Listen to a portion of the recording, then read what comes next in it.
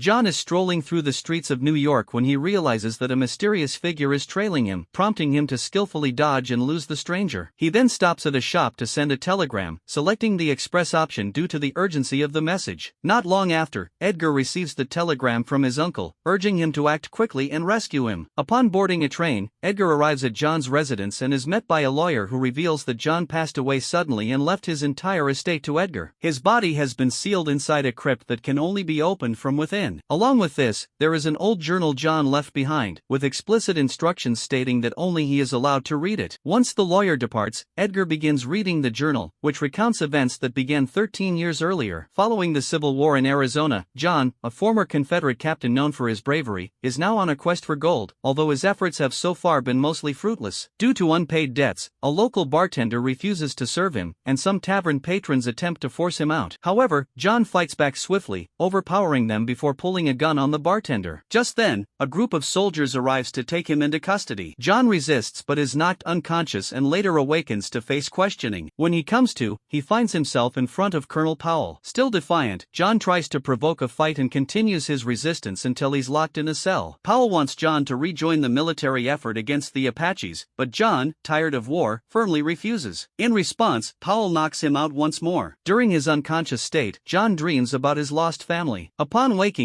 John urinates in the corner of the cell to lure the guard closer. When the guard approaches, John ambushes him, steals his keys, and makes his escape on Powell's horse. Soon after, the cavalry chases him, only to find him interacting with a mounted Apache war group. Both sides are wary and heavily armed, leading to a chaotic gunfight with shouts in different languages. John takes advantage of the confusion to flee, but when Powell is injured, he turns back to help him. Together, they retreat into a canyon and stumble upon a small cave. Their Apache pursuers halt upon seeing a mysterious symbol etched on a rock above the entrance and then retreat. Intrigued, John investigates the symbol and recognizes it as the same spider emblem he's encountered during his gold hunting expeditions. Leaving Powell behind, John delves deeper into the cave and finds a chamber adorned with strange markings and walls encrusted in gold.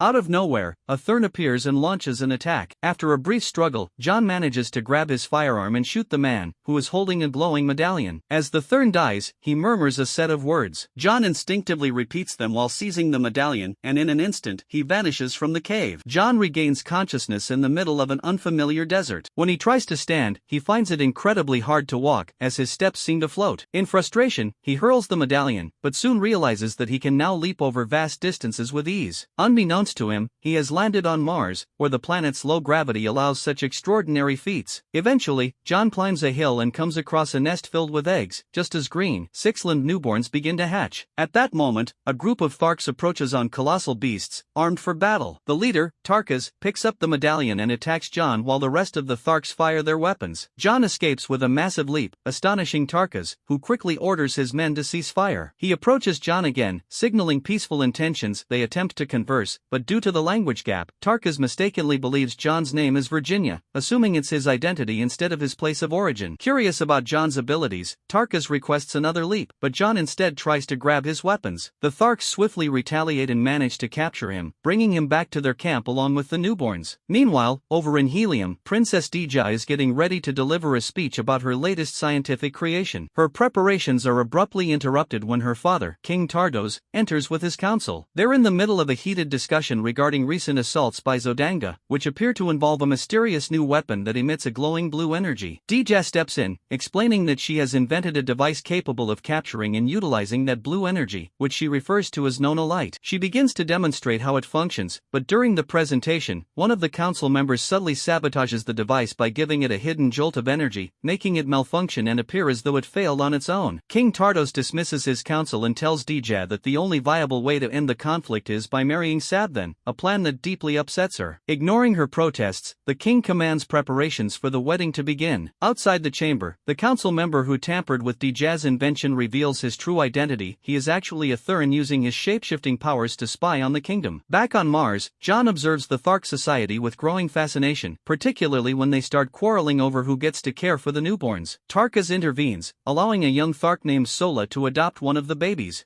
During this moment, Hages attempts to kill John, but Tarkus shoves him aside, noting that Hages lacks support among the others. Tarkus then demands that John show off his leaping abilities, but John refuses and is instead locked inside a cave with the infants, shackled by chains. Later, Sola visits him and offers a special drink that enables John to understand their language before he passes out. When he wakes again in the middle of the night, he's startled by the sudden appearance of Wola, a strange, dog-like alien creature who quickly becomes friendly and attached to him. Determined to escape, John struggles with his chains and eventually breaks free. However, Wola follows him relentlessly, appearing beside him no matter how far he runs. As John searches for the medallion, he hears a commotion and stumbles upon a group of Tharks celebrating. Wola interrupts their gathering, and when the Tharks turn hostile toward the creature, John leaps in to defend it, accidentally killing one of the Tharks in the process. His incredible jump stuns the others. Once he begins speaking in their language, everyone realizes that Sola has been secretly helping him. The next morning, John is tied to a rock and dances in the family he once had. Suddenly, the Tharks spot warships clashing in the sky and rush to take cover so they can safely observe the aerial battle. In the air, Sab then uses his advanced powers to overpower an enemy vessel and boards it. Meanwhile, Dija, disguised as a soldier, attempts to redirect the ship, but they are hit and start to lose altitude. Dija nearly falls overboard, clinging desperately to the edge. Spotting her from below and mistaking her for a fellow human, John makes a long leap and rescues her just in time. Once they land, John insists on protecting her, but Dija quickly reveals that she is a skilled warrior too. The two of them then fight side by side with perfect coordination, battling soldiers from both sides. John leaps onto one of the warships and seizes control of a cannon, firing at other enemy ships and causing several to crash into one another. Sabden then charges toward John, and they engage in an intense duel. Sabden gains the upper hand and nearly kills John, but at the last moment, the Tharks begin firing at the ships, creating enough chaos for John to make a final escape. As the remaining ships retreat, the Tharks, impressed by John's bravery, accept him as one of their own and appoint him as a leading warrior, Tarkus' right-hand man. Hages is visibly enraged by this honor. John initially wants to decline the title, unwilling to be drawn into more conflict, but Tarkus threatens Dija's safety, leaving John with no choice but to accept.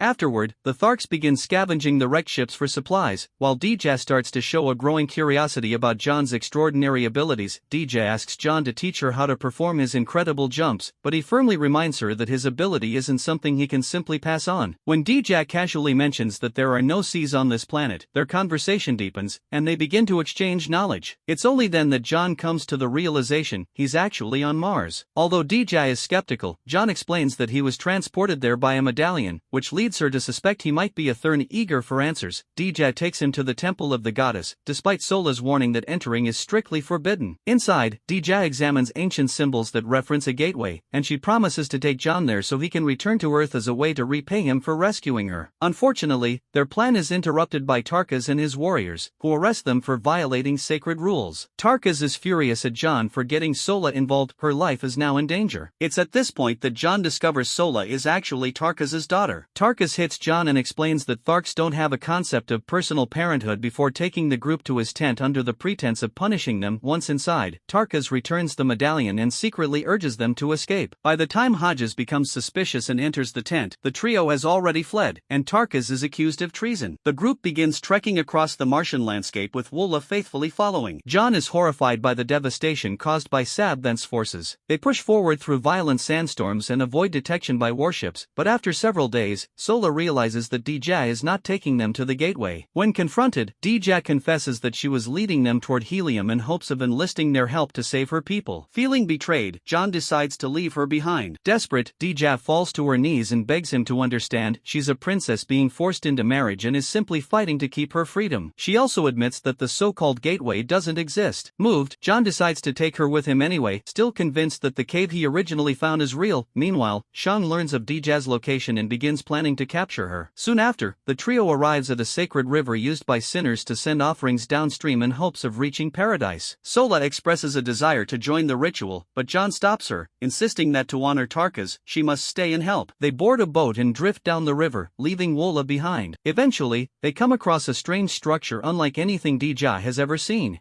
John carries her to the top in one powerful leap, and the medallion begins to glow, activating the structure and revealing it to be a machine. A hidden passage opens, and they step inside. Using the medallion, Dja activates a holographic diagram of the solar system. The blue glow, the same Nona light she had studied, forms the shape of the spider emblem John encountered in the cave. It's revealed that John's presence on Mars is the result of a duplicate of himself being transmitted from Earth. Dja finally accepts that John truly comes from another world and realizes that Sabthan is being aided by the Therns. Eager to learn more, she insists they return to Helium. To persuade John, she kisses him, which makes him think about his late wife. Just then, a group of Tharks arrives, with Shang secretly posing as one of them. John grabs Dja and they leap back into the boat, fleeing to reunite with Wola. As they're chased, John flashes back to the heartbreaking moment he returned home to find his house in ruins and his family gone. Determined not to lose anyone else he cares about, he urges Dja to flee while he stays behind to fight, with Wola by his side. A brutal battle breaks out, and driven by his grief, John unleashes his full strength, taking down wave after wave of enemies. The battle is interrupted by the arrival of a Helium warship. Tardo steps off and reunites with Dja, but he's accompanied by Sabthan, who pretends to have peaceful intentions and claims he only wants to protect the princess. To prove his sincerity, he offers Dja his sword, which she nearly uses to kill him, but instead, she chooses to accept the marriage to safeguard her people. The ship departs, taking everyone aboard, including John. Unbeknownst to them, Wola and Sola are hiding underground. Hours later, John awakens in a guarded room surrounded by Zodangan soldiers. One of Dja's loyal warriors enters, instructing John to pretend he's a prisoner. John plays along, and after overpowering several guards, they manage to escape. Outside, the soldier directs John to leap into a specific tower. They make their way to Dja's chamber, and once alone, she pleads with John to fight for her people. John refuses, so she gives him back the medallion and teaches him the activation phrase. As he begins to repeat the words, guards burst in. When Dja turns around, John has vanished. Assuming he used the medallion to return to Earth, she leaves, heartbroken. In reality, John is hiding in the ceiling. As he sneaks through the palace corridors, he is intercepted by Shang, now in disguise. Shang abducts John in a carriage and begins to reveal how much he truly knows about Earth. He then changes his appearance again so they can blend into the wedding procession. It's revealed that Dja is to be executed following the marriage ceremony.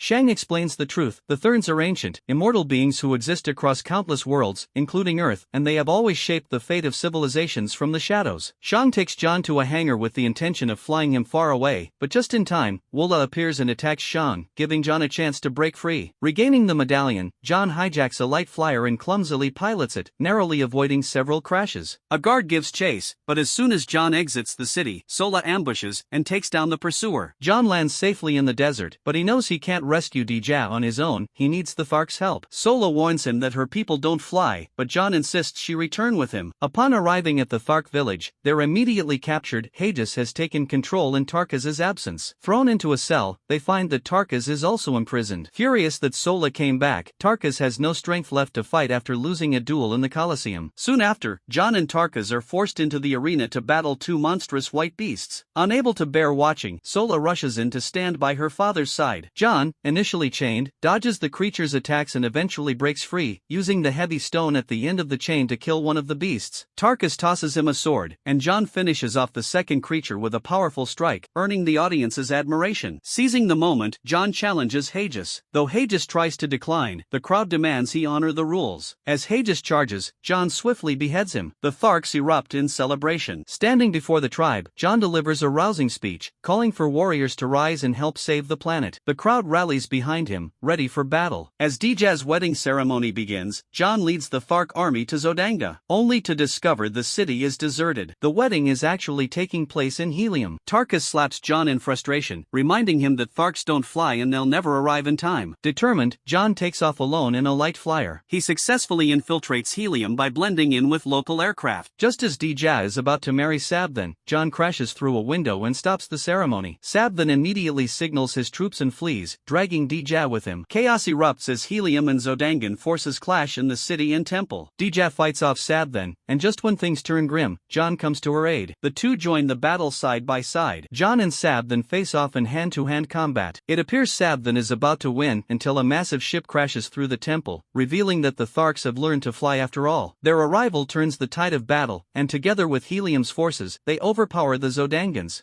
John tackles Sabthan, ripping off his arm and demanding answers. However, before Sabthan can speak, the blue light re-enters his body and kills him instantly. The light then begins to affect John. Nearby, Shang, disguised as a Thark, is controlling the light, but Dija interrupts him with a sword strike. Shang then morphs into Dija to confuse John. When the real John approaches, the imposter uses the moment to push the real Dija away. She escapes through a window. Tarkas finds the medallion on the ground. As John begs him for it, a second John appears. Realizing which is the true one, Tarkas and the real John attack Shang together, forcing the shapeshifter to vanish. With the battle won and peace restored, a celebration breaks out. John takes his old wedding ring and proposes to Dija. She says yes, and their union is joyfully celebrated. Later that night, John steps out onto the balcony for some fresh air and throws away the medallion, fully embracing his new identity as John of Mars. But suddenly, a guard approaches. It's actually Xiong in disguise. He touches John, and in an instant, John is transported back to Earth. John wakes up inside the cave, and years have passed. Powell is already dead. He tries to activate the medallion using the spider words etched into the rock, but nothing happens. Back in the present, Edgar finishes reading John's journal. For years, John searched for another medallion, eventually discovering something in the Orkney Islands. Knowing the Therns were still watching him, John hatched a plan. He faked his death using a special poison that made him appear lifeless and left instructions only Edgar could follow. Now frantic, Edgar rushes to John's crypt and uses the code words from the telegram to open it, only to find it empty. Just then, a Thern appears behind him, but is shot before he can attack. John steps out of the shadows, revealing that he used Edgar as bait to catch the Thern. With the medallion now in his possession, John gives Edgar one final request: protect his body. John then enters the crypt, seals it shut, and recites the words. The medallion activates, and he returns at last to Mars.